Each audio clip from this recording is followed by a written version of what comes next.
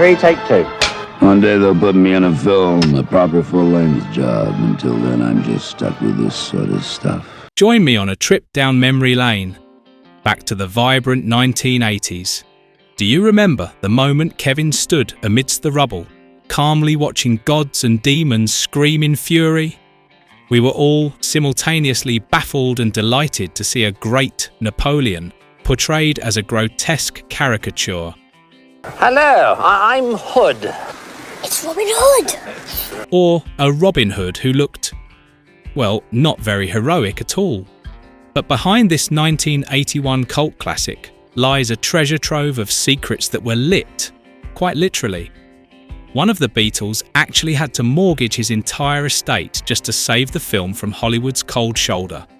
And those dazzling jumps through time, they were actually a form of physical torture for the actors, involving piles of mattress springs and toxic smoke. But here's the most dangerous bit. The mysterious map was the most powerful and fragile thing on set. You'll soon realise that Time Bandits was a high-stakes gamble that far outstripped its $5 million budget. So, let's push aside the time holes and hand-drawn maps for a moment, and dive into 20 witty secrets about a movie made like absolutely nothing else in the 20th century. 20, the ending that left everyone shell-shocked. Recall the moment Kevin returns to his bedroom. He has survived Napoleon's battles, outsmarted Robin Hood, and stood toe-to-toe with the evil genius himself. Then, tragedy strikes when his parents touch a fragment of pure evil. Boom! A small mushroom cloud appears, and Kevin is suddenly an orphan standing amidst the ruins. In 1981, this scene left parents chilled to the bone. Studios pleaded with the director to soften the tragic blow to guarantee better box office returns. However, he stood firm in his philosophy, arguing that children already understand all too well that adults frequently make stupid, even destructive, choices. So why hide that truth under a sugary coating? The result was a hilarious contrast. While the kids left the theatre with eyes full of excitement, their parents walked out grumbling about the moral decay on screen. What about you? Was there a detail in the film that shocked you just as much? 19. The bone-chilling jump and the scar behind the glory. Terry Gilliam's sets were notorious for being unpredictable, but an actual accident occurred during Time Bandits. To prove everything was safe, the director jumped off a scaffolding himself. Instead of a clean landing, he fell directly onto actress Shelley Duvall. What seemed like an impact that would only leave a few bruises turned out to be far more grim. Following the accident, she suffered from intense bouts of nerve pain that shot from her ear to her eye for years. For Gilliam, it was a costly lesson. Proof that his hands-on experimental filmmaking style could have real-world consequences. The Map, a hand-drawn masterpiece by madmen. Do you remember the legendary map from Time Bandits? It wasn't just a prop. It was the embodiment of the holes in the fabric of the universe, created by a supreme being who was a bit careless. To create this piece, Terry Gilliam sketched it himself. It was a massive scroll on canvas, covered in intricate constellations, winding labyrinths, and cryptic symbols. To give it the appearance of having existed for billions of years, the prop team soaked it in tea to stain it, singed the edges, and manually crumpled it thousands of times. The result? The map was so complex that even the actors on set often got lost just looking at it. Jack Purvis later joked that the map was the most powerful thing in the movie. Whenever it appeared, the entire crew held their breath to protect the treasure from being torn apart during the chaotic scurrying of the bandit. When God is a bureaucratic boss. If you remember the character of the supreme being who appears at the end of the film as an elegant gentleman in a grey suit, this is where the most witty secret was planted. Gilliam never wanted to depict God as a majestic, omnipotent deity, but rather as a busy CEO. This God admits that he created evil simply to experiment and see how it functioned. This detail didn't just provide satirical laughter, it made adults shiver at the biting irony of how the world order is run. Cold, mechanical, and full of trial and error. Sixten Evil is actually just burnt plastic and smells horrendous. Recall the look of pure terror on young Kevin's face when he sees that fragment of evil appear right in his 20th century bedroom oven. It didn't vanish, it just shrank, waiting silently and patiently for someone curious enough to touch it. To mould that smoking piece of pure evil, the prop team struggled to find a material that looked like coal, yet felt demonic. They used synthetic plastic pieces soaked in extremely high concentrations of smoke-producing chemicals. And the smell was atrocious. It was so bad that in the final scene, the panic on the faces of Kevin's parents wasn't entirely acting. They were genuinely terrified that the pungent chemicals would actually make them explode on set.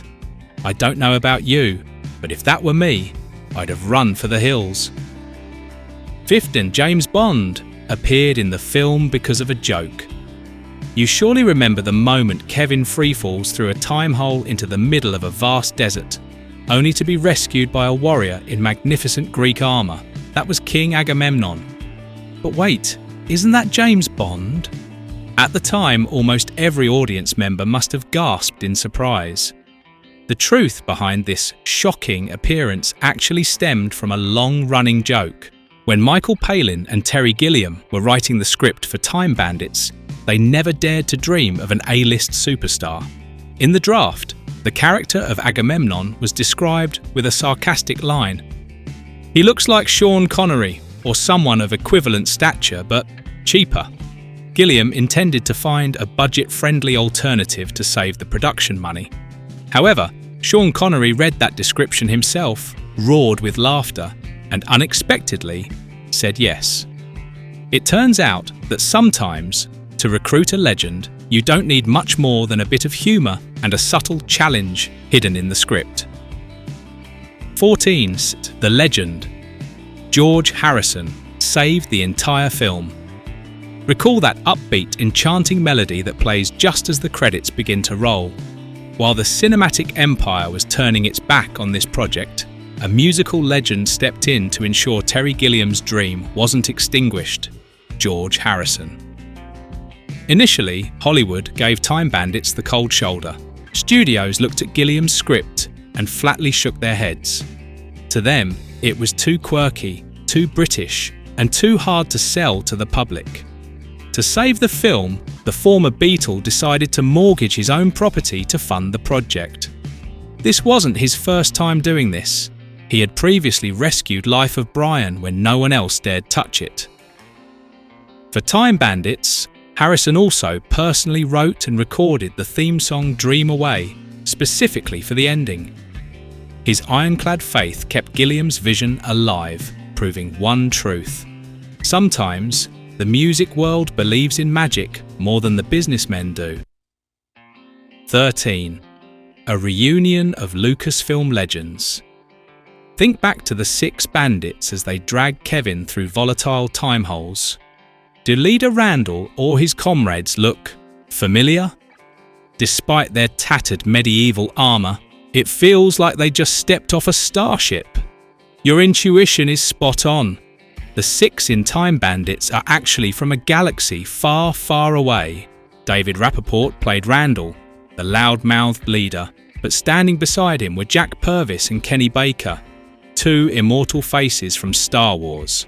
Purvis appeared in every part of the original trilogy, from a Jawa in A New Hope to an Ewok in Return of the Jedi. And Baker, of course, was the soul inside R2-D2, the metal heart of George Lucas's space epic. Purvis later joked that Gilliam's world was just as weird as Lucas's, perhaps with more pratfalls and fewer stormtroopers.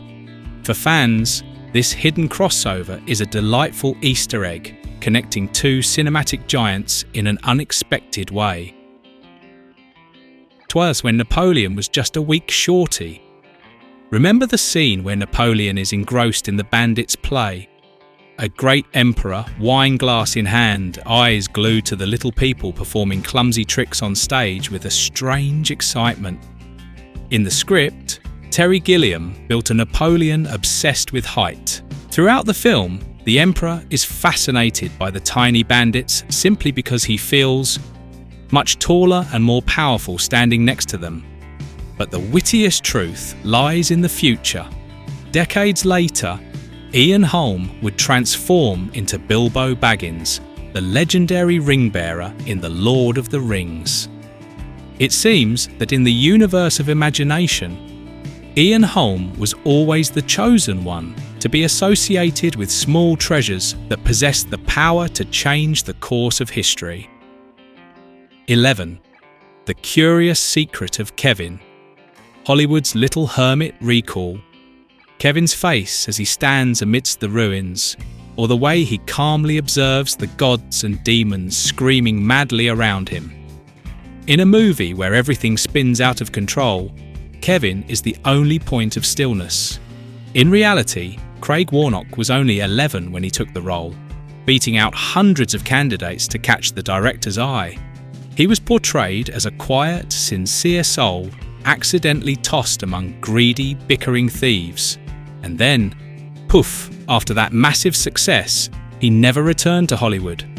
Instead of chasing the cinematic spotlight, Craig chose the path of music. That mysterious absence turned his performance into something akin to magic, a bright, pure spark of childhood, permanently frozen in time. 10 time holes were actually smoke machines. Remember when Kevin and the bandits lunged into dry brick walls or dark corners, only for space to suddenly warp, revealing a misty haze leading to another era? The secret? In 1981, when visual effects budgets were tight, Terry Gilliam had to use something common: smoke machines and muslin cloth. To create the sensation of space being torn open, the crew used thin black screens with heavy smoke blown behind them. Whenever the actors jumped into a hole, they were actually diving into a pile of mattresses hidden behind the smoke. The blurriness we see on film was the result of too much smoke fogging the lens. Actors later recalled that every time travel scene felt like a free sauna, and more than once, they jumped in the wrong spot and hit a real wall instead of the hole. 9. Incredible innovation. On a mere $5 million, Terry Gilliam had a total of just $5 million to build an epic that leaped from Napoleon's battlefields to ancient Greece, from the deck of the Titanic to the dark lair of evil. Miraculously, Gilliam squeezed every penny to turn those modest numbers into cinematic magic. Instead of relying on computer power, majestic castles were created as miniatures but shot from extremely low angles to trick the viewer's eye. Massive armies were suggested through clever staging, and giants rising from the ocean were the result of forced perspective techniques rather than expensive CGI. Frugality was pushed to the limit, with extras wearing recycled costumes from old projects. The entire fantasy world was stitched together with smoke, mirrors, and the innate intuition of an animator. What looked like a large-scale blockbuster was actually a masterclass in penny-pinching and boundless creativity. 8. The battlefield, born in a child's bedroom. Think back to the most chaotic moment when evil's fortress becomes a flaming arena filled with soldiers from every era. It's incredibly bizarre. Why, in a mythical setting, do cowboys, medieval knights, and even a roaring modern tank appear? In fact, the climactic Battle of Time Bandits originated from the toy shelves in Kevin's bedroom. Terry Gilliam magnified the boys' tiny toys into real weapons of war. The cowboys and Native American figures Kevin admired suddenly became gunmen. Greek archers fired flaming arrows, tanks rumbled forward, and even a spaceship joined the fight against evil. If you look closely, his chessboard reappears in the fortress, and the walls look like giant Lego blocks stacked on top of each other. 7. The toasted armour of the evil genius. Speaking of hardship, Do you remember the angular, high-tech armour of the villain? Evil?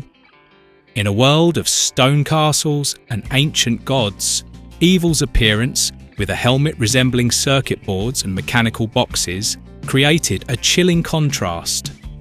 To get into character, actor David Warner had to wear a suit made of fiberglass and extremely heavy resin. Under the scorching studio lights, that armour turned into a portable oven. David Warner once joked that he didn't need to act angry. The heat inside the suit made him genuinely want to destroy the world. 6. The fun fact behind the bandits' flight. Recall those laugh-cry moments when the bandits are busy fleeing and suddenly miss a step into a void, free-falling from the sky of one era straight into the middle of a battlefield in another. The way they tumble, limbs flailing aimlessly, brings a very strange sensation. It has the innocence of a paper cutout game, yet leaves us dazed by its extreme absurdity. This is the cutout style that became Terry Gilliam's immortal brand, inherited from the classic stop-motion animations he created for Monty Python. Gilliam spent years of his life manipulating paper characters to fall, appear, and transform across surreal backgrounds. But for the crew, filming these falls was an ordeal.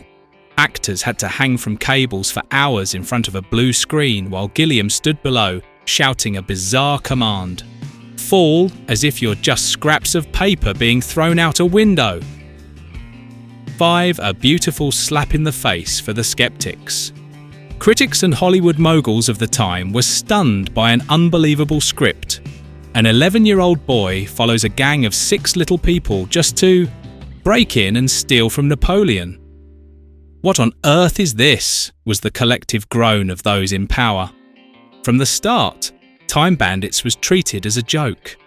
Executives looked at Gilliam's idea and shook their heads. Too weird for kids, but too childish for adults. With a mere $5 million budget, the project looked like a train heading for a dead end. Yet, when it hit theatres in 1981, it created a genuine earthquake. Families flocked to theatres craving adventure, while adults were pinned to their seats by the layers of biting satire hidden beneath the fantasy. The result? The film didn't just recoup its costs. It exploded with over $42 million in global revenue, nearly 9 times its production cost. 4. The curse of the sequel that never was. Have you heard the rumours surrounding Time Bandits 2? In 1996, Terry Gilliam and Michael Palin actually began drafting a complete script. They dreamed of new maps, new bandits, and even crazier worlds. Yet just as everything seemed ready, the funding collapsed like a sandcastle before a wave. The tragedy didn't stop there. Years later, the Hallmark Channel announced a flashy 4-hour miniseries, only for it to be followed by a terrifying silence. It peaked in 2006 when a promising comic book sequel was revealed. But ironically, on the very day of release, the publisher declared bankruptcy. Every effort to revive the project seemed haunted by a wicked curse, as if the bandits themselves were tripping through holes in the reality of the production process. Gilliam could only shrug at the bad luck that refused to leave. 3. The Indian Elephant and the Spectacular Veer. In our collective memory, Robin Hood has always been a majestic archer, a dashing outlaw who robs the rich to give to the poor with a gallant flair. However, under the eccentric lens of Terry Gilliam, Robin Hood, played by John Cleese, emerges as a dim-witted aristocrat, utterly obsessed with social etiquette to a ridiculous degree.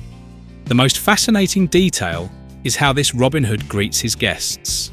Instead of plotting strategic maneuvers or battle plans, he spends his entire time shaking hands and mechanically introducing himself to every single person in a mile-long line of waiting peasants. It is a biting satire of the political class, those who care far more about appearances and administrative bureaucracy than actually solving the problems at hand. The humour lies in the fact that this character feels like a modern office manager accidentally dropped into the Middle Ages. John Cleese portrays a brand of politeness that is so incredibly irritating, leaving our pragmatic band of thieves driven to the brink of madness by the meaningless red tape. Through this, Gilliam reminds us that sometimes the heroes of legend are just people desperately trying to maintain a proper image while the world around them descends into absolute chaos. 2. Marvel adapted the movie into a comic think. Back to a time when the concept of watching a movie at home was a luxury. No Netflix to rewind, no tapes. If you were a kid in 1981 and fell in love with Kevin's map, the only way to hold on to King Agamemnon's face was to run to the bookstore. At that time, if you wanted to reunite with the film, you turned to books or comics. In 1981, Time Bandits was fully adapted by the giant Marvel Comics in its prestigious Super Special line. Under the pen of artist John Stokes, this adaptation successfully translated Gilliam's surreal vision into bold frames, accurately capturing everything from David Rappaport's facial features to Sean Connery's demeanour. However, Marvel's version didn't soften Gilliam's sharp edges or rebellion. On the contrary, it maximised the absurdity to create a threatening and haunting visual experience. Decades later, these comics have become prized collectibles, testaments to a golden age of cinema and graphic arts intersection. 1. The map that disappeared from the set. To end this list, there is a laugh cry truth about the legendary map itself. After the film wrapped, Terry Gilliam's painstakingly hand-drawn map actually vanished.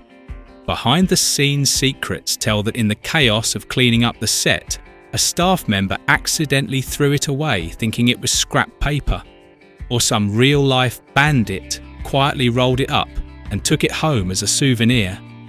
To this day, the whereabouts of this blueprint of the universe remains a mystery. Perhaps, like the ending of the film, it found a real time hole to hide from our world. Through more than 4 decades of shifting cinematic tides, Time Bandits, 1981, still stands as a strange, towering and solitary monument in the hearts of fans. It isn't merely a children's adventure film, it is a vivid and sometimes brutal testament to how far imagination can fly when guided by a mad genius like Terry Gilliam. In a Hollywood that is slowly becoming industrialized, Gilliam used $5 million to buy a ticket into man's craziest dreamscapes. Looking back on this journey, one can't help but shiver at the intersection of art and torture. From majestic elephants patched together from old truck frames, to high-tech armour that became a literal oven for the actors, to the stubborn ending, the ending that flatly refused any sugary coating to expose the nakedness of reality. The film reminds us of an obvious but often forgotten truth. Real magic isn't born from million-dollar CGI algorithms or shiny air-conditioned rooms. It is moulded from sweat, from toxic chemical smoke, and from the sheer recklessness of souls who refuse to grow up, those ready to gamble their fortunes and reputations just to keep a single frame true to their vision. The vitality of Time Bandits lies in the fact that it doesn't try to lecture us. It contemplates along with us. It allows us to see a small Napoleon in the soul, a clumsy Robin Hood, and a supreme being who is sometimes very bureaucratic. It is that flawed human quality that makes the film immortal. No matter where a time hole takes you, no matter how far cinema technology goes in blurring the lines between real and virtual, that piece of smoking evil or that tattered hand-drawn map will always be there. They lie quietly in a corner of cinematic memory, patiently waiting for the next generation, children curious enough and adults dreamy enough to touch them and explode once more. We have flipped through all the strangest, wittiest and most haunting files on Time Bandits. These secrets have probably changed how you view our tiny bandits, haven't they? But the world of cinema out there still has countless dungeons and treasures yet to be discovered. Would you like me to continue this journey and help you excavate similar behind-the-scenes secrets for another masterpiece? Let me know in the comments below.